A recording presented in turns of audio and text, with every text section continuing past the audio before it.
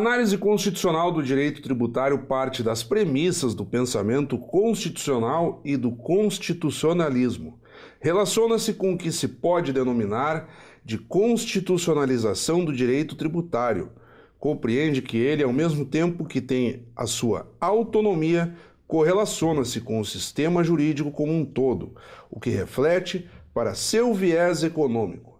Esse é um dos trechos do livro Sistema Constitucional Tributário e Propriedade Privada, obra recentemente lançada aqui em Caxias do Sul pelo professor e escritor Manuel Valente Figueiredo Neto, ele que nos brinda com a sua presença no Café com Letras. Professor, uma honra tê-lo conosco. A honra é toda minha, é uma satisfação estar aqui nesse momento muito agradável e vamos aí para um bate-papo bem interessante no Café com Letras.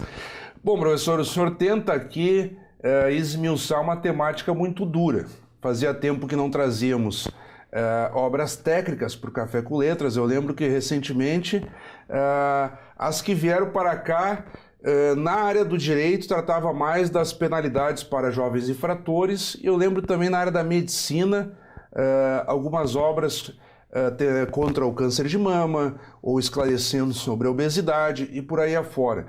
E agora o senhor tenta aqui esmiuçar o sistema constitucional tributário e propriedade privada para estudantes de direito. E imagino que o cidadão comum que tiver contato com a obra também vai tentar se aventurar aí pela temática e entender um pouco mais, algo às vezes muito distante, né? As pessoas olham com uma certa repulsa, mas todos nós precisamos entender um pouco disso também, né? Isso. O direito ele é uma ciência muito ampla. Ele é uma ciência pluriforme, ele se encaixa em todos os atos e fatos da nossa vida. Durante toda uma vivência humana, nós podemos estar aplicando o direito. É uma ciência do dever ser, não é uma ciência do ser. Porém, isso não impede de que no ser, nesse mundo vívido de acontecimentos, nós não procuramos encontrar o direito e, pelo contrário, nós devemos buscar encontrar o direito. E abordar o sistema tributário constitucional já gera uma verdadeira incógnita de imaginar onde isso se encaixa na minha vida.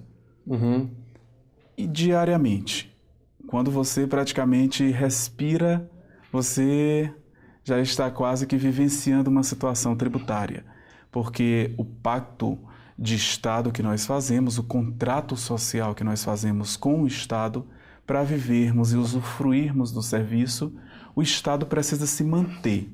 O Estado como um todo, o Estado como uma federação, precisa se manter financeiramente. E é através do sistema constitucional tributário que ele encontra recurso financeiro para promover essa manutenção.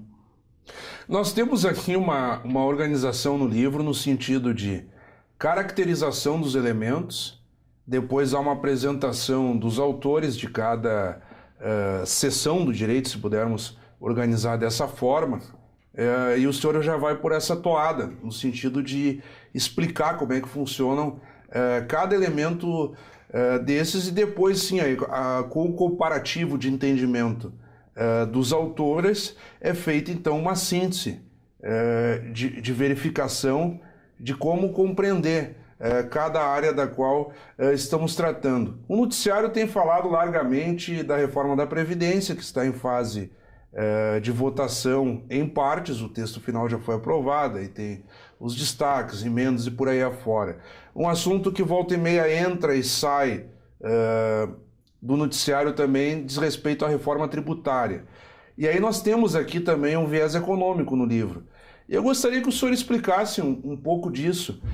Como que funciona na hora de o cidadão comum se tocar? Olha, aqui está mais pendendo para o direito formal, aqui está pendendo mais para o direito tributário.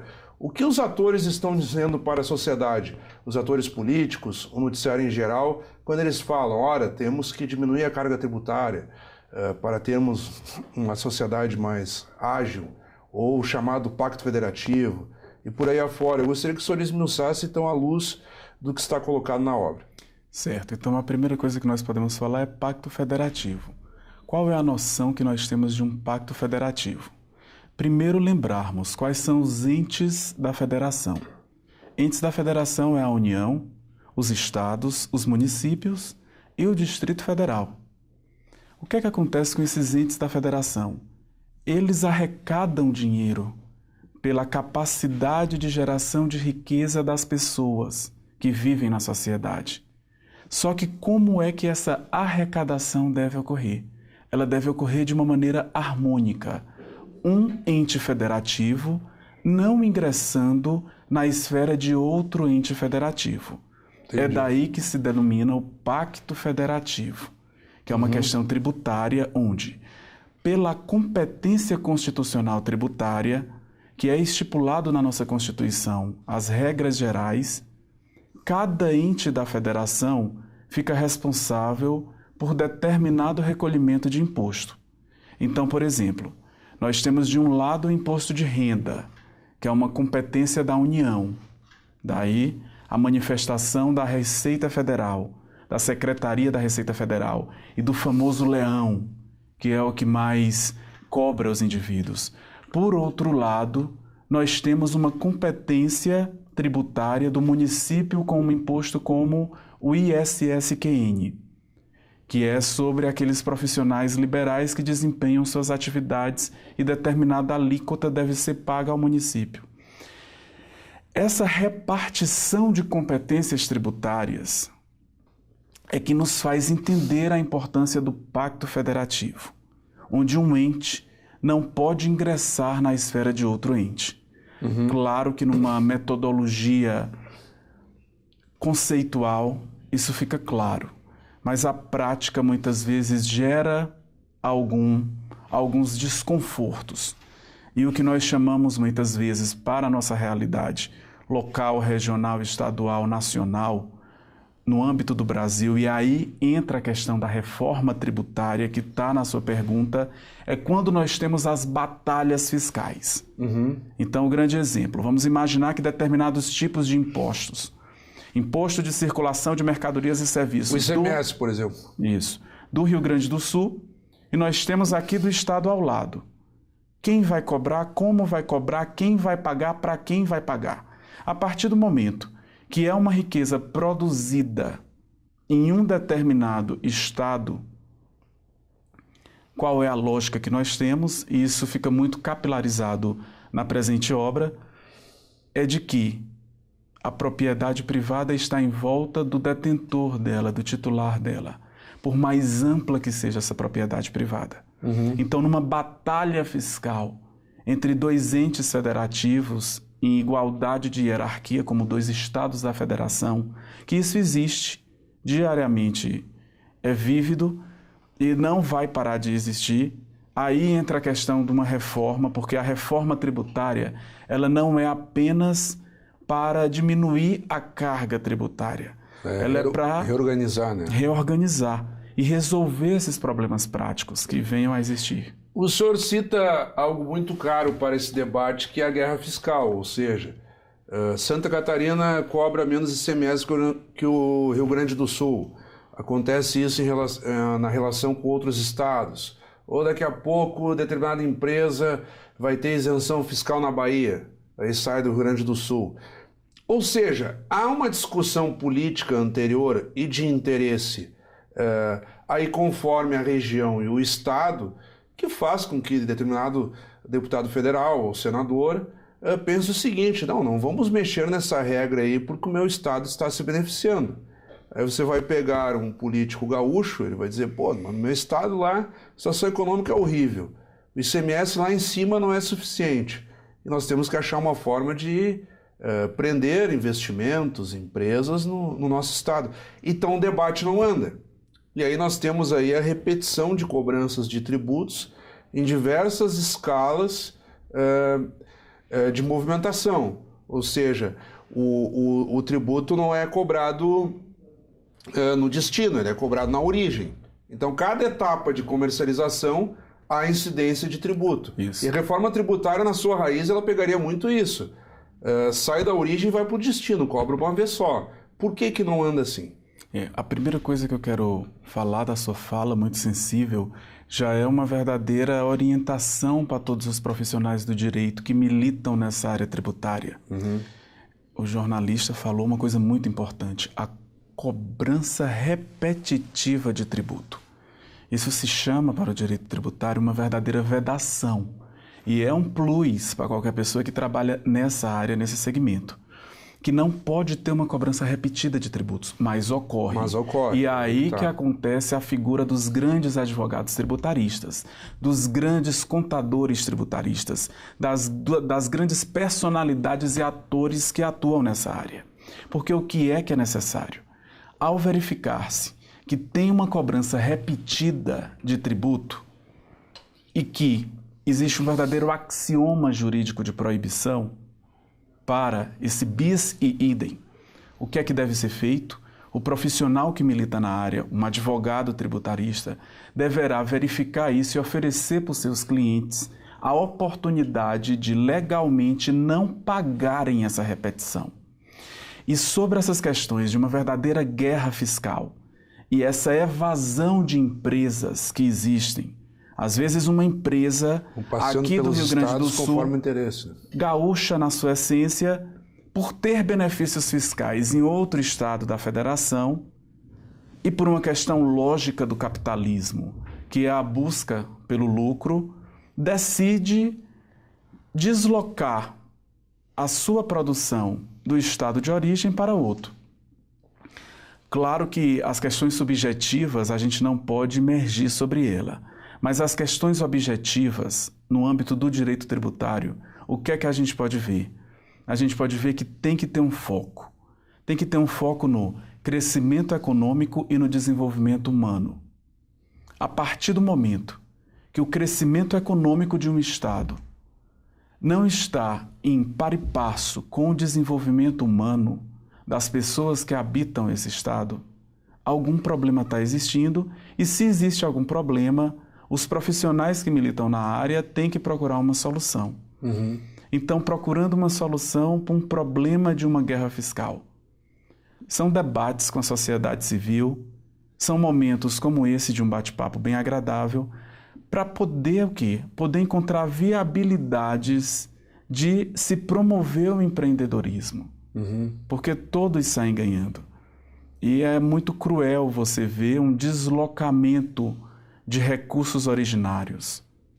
A alocação de recursos no sentido de possibilidades de crescimento, ela acaba ferindo esse desenvolvimento humano. Professor, nós temos um quadro aqui no Café com Letras que se chama As Dicas do Autor. Roda a vinheta aí.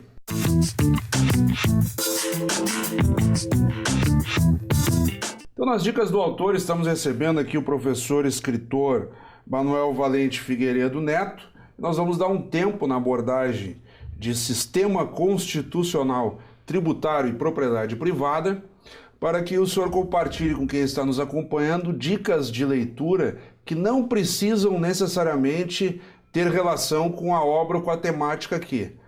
Podem ser clássicos, lançamentos, qualquer dica de leitura que o senhor entenda. Quem está nos acompanhando tem que correr atrás e ler também.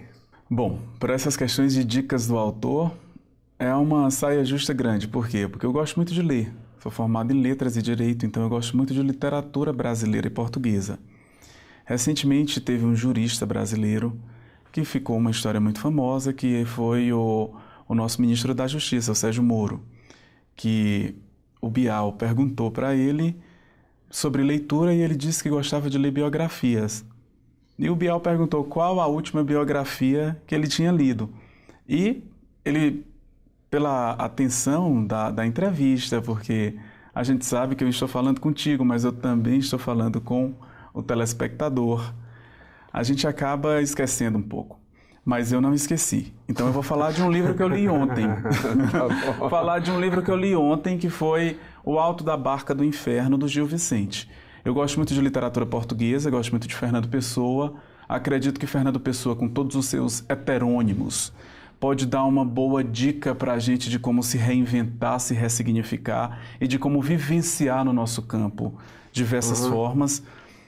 O livro que eu li ontem, que foi um verdadeiro complexo de temas, que foi O Alto da Barca do Inferno, do Gil Vicente, retrata bem essas questões de moralidade, de de falsidade, de contexto social. Gil Vicente, que é um clássico português, né? Isso, Gil Vicente é um autor muito bom português. Então, a literatura portuguesa, até pela minha formação em letras, ela tem uma influência grande em mim. Eu gosto muito, e eu reli recentemente, Memórias Próximas de Brás Cubas, do Machado de Assis, que é um grande nome nosso de como a língua portuguesa no Brasil se faz. E é uma coisa bastante interessante sobre a obra do Machado de Assis, é a possibilidade que tem da gente utilizar da língua portuguesa do Brasil para manifestar um pensamento totalmente brasileiro. E nessa manifestação de pensamento totalmente brasileiro é onde a gente pensa no pensamento constitucional e no constitucionalismo. E no pensamento constitucional brasileiro, nós temos um autor no Brasil chamado Martônio Barreto, que ele é excelente e pode ter inúmeras contribuições. Nós temos diversos outros autores para a questão tributária.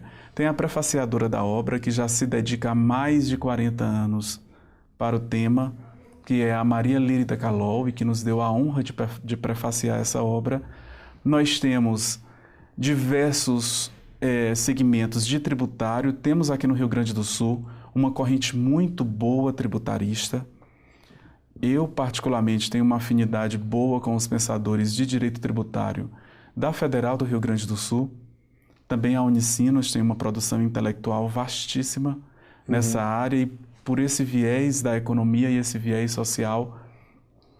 Então, a grande dica que eu poderia dar para o leitor, para o telespectador, em relação ao sistema constitucional tributário, que é o objeto imediato aqui da nossa conversa, porque a gente não lê a Constituição. Eu procuro reservar todo dia umas meia hora para ler o texto da Constituição, e realmente é um hábito que eu adquiri e que é muito importante. A nossa Constituição em vigor, a Constituição Federal de 88, ler o texto dela, verificar, principalmente pelo artigo 145, como é que se fazem essas repartições de competência. O que é que cabe à União, o que é que cabe aos estados, o que é que cabe aos municípios. Agora, não é tão simples, né, professor? Pega, por exemplo, o artigo 5º lá, o famoso artigo 5º da Constituição. Obras e obras e obras e volumes e tal, só para interpretar o artigo 5º, quer dizer, e por aí afora, outros que o senhor conhece bem melhor do que eu e do que nós. Mas, enfim, não é tão simples, né, a compreensão do texto ali. Pois vamos lá, artigo 5º. Vamos ver se eu ainda estou bom com a minha memória. O artigo 5º da Constituição Federal, ele trata dos direitos e garantias fundamentais. Ele fala que todas as pessoas é garantido o direito à vida, à liberdade, à propriedade, à segurança e à igualdade. O artigo 5º que dialoga com a tua obra. O artigo 5º ele trata sobre todos os direitos e garantias fundamentais nossos, como brasileiros. Ele tem um fundamento muito grande na Declaração Universal dos Direitos Humanos, e ele é, na verdade, o grande tratado sobre, com seus mais de 70 incisos, ele é o grande tratado sobre os nossos direitos e garantias fundamentais. Aí, prosseguindo então em sistema constitucional, tributário e propriedade privada, que é o foco do Café com Letras, nós temos uma peculiaridade aqui, professor. A obra é toda bilíngue. Desde o título, nós temos sequências, então, a introdução, português e inglês, o capítulo 1 e por aí afora. Toda a sequência dele, há uma versão em português, outra versão em inglês. Por que da opção bilíngue? Já houve uma estratégia de distribuição para que a obra chegasse de saída já em, vamos supor, Estados Unidos e outros meios que aí se valerão muito mais da língua inglesa do que necessariamente do português, né? Sim. Os meus amigos, os meus colaboradores, eles falam que eu sou muito estrategista. Só que, na verdade, eu não concordo muito com isso, não. Eu sou esforçado, estudioso e procuro ser, né? E a grande questão é, por que é que esse livro ele é bilíngue? Porque ele já é o meu 9º livro. Os meus livros anteriores, eles tiveram uma repercussão internacional que eu não posso negligenciar ela. Então eu recebi já junto com a proposta editorial a ideia dele ser bilíngue, para ele já ter acesso. É a grande difusão de um conhecimento. Para um pesquisador, para uma pessoa que tira uma parcela do seu tempo para produzir uma obra, é uma satisfação poder divulgá-la. Claro que muitas vezes está nesse momento de uma divulgação mais contenciosa, digamos assim, a gente sai um pouco da zona de conforto, porque o mais legal é quando chegam as cartas, e eu recebo muita carta. Às vezes eu não consigo nem entender, porque é carta em outras línguas. Eu me lembro que o meu livro passado, que foi A Propriedade Privada Imóvel no Século XXI, teve um doutrinador da Alemanha que me mandou uma carta e eu não consegui captar essa carta porque eu não tenho um domínio sobre a língua alemã tão forte. Mas pedi ajuda para um amigo meu que já morou lá e eu achei muito engraçado porque esse teórico alemão ele tinha falado que eu tinha matado o lavrador do Brasil. E na verdade não é isso. Porém, eu sou ciente de que todo processo científico, e aí está a motriz da ciência, ele é composto de uma tese e de uma antítese. Não adianta eu querer, como um acadêmico, como um pesquisador, e até não quero isso, que eu tenha uma unanimidade de consenso. Existem pessoas que vão concordar, existem pessoas que não vão concordar.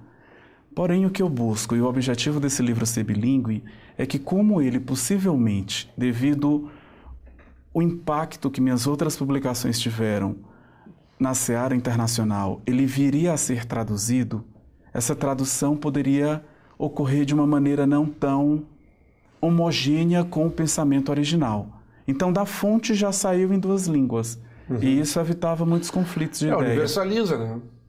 Isso, e é até algo bem interessante, porque a ciência está evoluindo.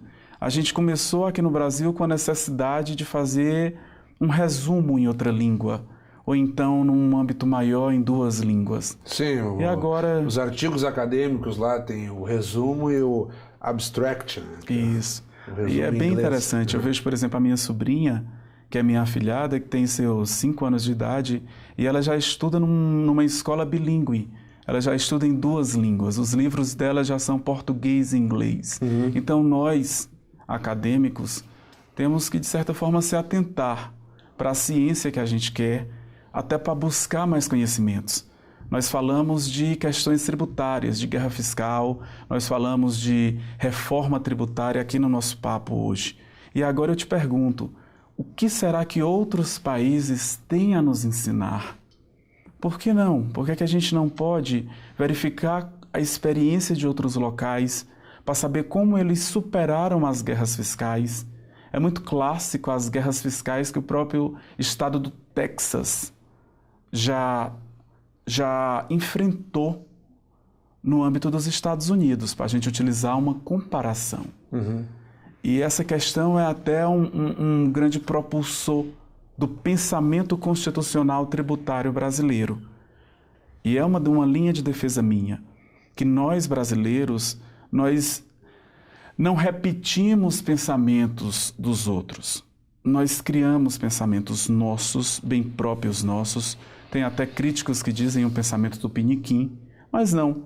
Pensamentos nossos que vêm fruto de ideias, que vêm como momentos como esses, que vêm como momentos como telespectador assistindo, e um pensamento que faz o Brasil.